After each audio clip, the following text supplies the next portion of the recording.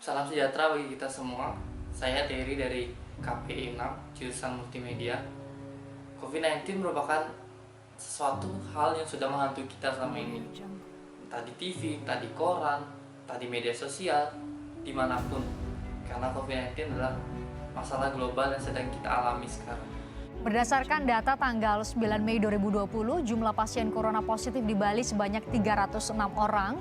Nah, kita akan melihat lagi lebih detail dari kasus COVID-19 di Bali. Dari 306 orang yang dinyatakan positif, jumlah pasien yang sembuh mencapai 197 orang, sementara jumlah pasien yang meninggal sebanyak 4 orang. Kalau kita bandingkan angka kesembuhan pasien di Bali sangat tinggi dengan persentase 64,37%. Yang meninggal sebesar 1,30%.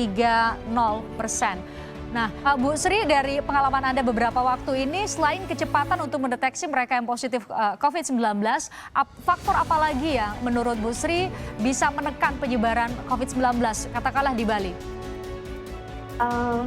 Yang saya tahu pasti dari sekilas karena saya berkecimpung dan melakukan tugas saya di sana. Tetapi sebagai masyarakat, saya melihat bahwa satuan tugas di COVID di Bali ini kompak bekerja siang malam. Selain itu juga mungkin karakteristik masyarakat Bali dengan sistem adatnya yang masih kuat, dengan ada sistem banjar, segala macam itu memperkuat, mempercepat, jadi lebih mudah mungkin masyarakat menerima himbauan, masukan-masukan dari pemerintah. Itu yang jadi faktor kunci kenapa kemudian di Bali kita syukuri bahkan diapresiasi oleh Presiden di rapat kabinet bahwa Provinsi Bali menjadi provinsi yang paling baik penanganan COVID-19-nya.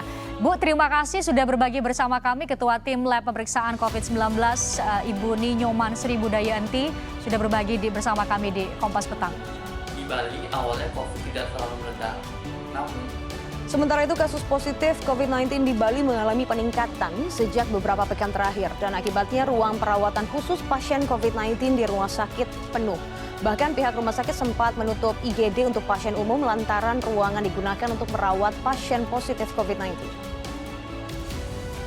Pasca diberlakukan new normal di Pulau Dewata, Bali, kasus COVID-19 semakin tinggi. Bukan hanya pasien positif, angka kematian juga melonjak 100%. Alhasil, rumah sakit rujukan COVID-19 pun juga kewalahan untuk menangani pasien. Salah satunya adalah Rumah Sakit Uangaya Denpasar. Di rumah sakit ini awalnya memiliki 12 ruang isolasi, kemudian ditambah menjadi 41 ruangan, namun tetap juga tidak mampu menampung lonjakan pasien. Dan kini pihak rumah sakit tengah menyiapkan 11 ruang isolasi baru dengan memakai ruang tamu gedung VIP. Saat ini pihak rumah sakit juga menerapkan sistem buka tutup untuk layanan IGD. Bahkan untuk pasien non-COVID dianjurkan untuk berobat ke rumah sakit lain, tujuannya agar tidak terpapar COVID-19. dalam masa seperti ini, penting bagi kita untuk selalu menumbuhkan ideologi Pancasila dalam diri agar tidak terjadi perpecahan. Di masa pandemi ini, ideologi Pancasila dapat dipupuk melalui media jika kita dapat memanfaatkannya dengan baik. Maka ideologi Pancasila tidak akan pudar dan akan menimbulkan masyarakat yang damai sejahtera. Karena di masa pandemi ini kita harus bersatu dan saling membantu, bukannya malah saling serakah dan saling menjatuhkan. Dengan bersatu, saya yakin kita semua bisa melalui masa pandemi ini.